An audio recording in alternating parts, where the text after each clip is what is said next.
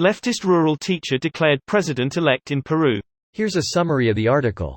Lima, Peru. Rural teacher turned political novice Pedro Castillo on Monday became the winner of Peru's presidential election after the country's longest electoral count in 40 years.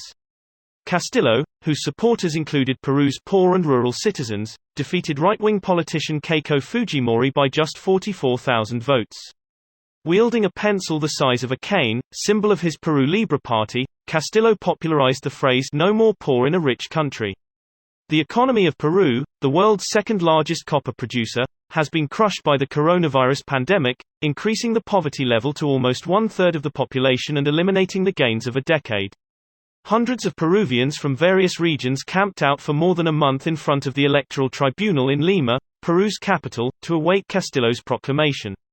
Castillo's meteoric rise from unknown to president-elect has divided the Andean nation deeply. Author Mario Vargas Llosa, a holder of a Nobel Prize for Literature, has said Castillo represents the disappearance of democracy and freedom in Peru. Meanwhile, retired soldiers sent a letter to the commander of the armed forces asking him not to respect Castillo's victory. Stephen Levitsky, a political scientist at Harvard University, told a radio station that Castillo is arriving to the presidency, very weak, and in some sense in a very similar position to Salvador Allende when he came to power in Chile in 1970 and to João Goulart, who became president of Brazil in 1962. He has almost the entire establishment of Lima against him, said Levitsky, an expert on Latin American politics. This post received a score of 22,000, with an upvote ratio of 92%. Here are the top comments in response to this article. Castillo defeated right-wing politician Keiko Fujimori by just 44,000 votes. Out of a population of 32 million, for reference. Do you know out of how many votes total? Edit, looks like approximately 17.5 million votes cast. About 17 million. Voting is mandatory here. That's actually pretty interesting. How is it enforced? You get fined, if anyone is interested. Last time my sister didn't vote, she got fined with about 150 soles or so. Normally $1 is about 3.6 soles, that would be about 41.6 United States dollars. Badass country to collect its debts in soles. This is a relatively new concept in Peru. It was originally introduced in 1992 during a tournament hosted by Shang Tsung. Strange men in face masks and yellow tights at every polling station yelling, "Get over here." It's the hat that put him over the edge. I mean, he pulls it off, and it is a pretty cool hat. That said, it would make me look like a goofball. But that might be because I look like a goofball.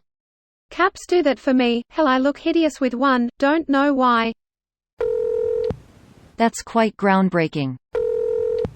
The United States, European Union and 14 electoral missions determined that the voting was fair. The US called the election a model of democracy for the region. Well, that gives me hope. Democracy for the region. Considering how leftist Castillo is, actually surprised by this proclamation by the US.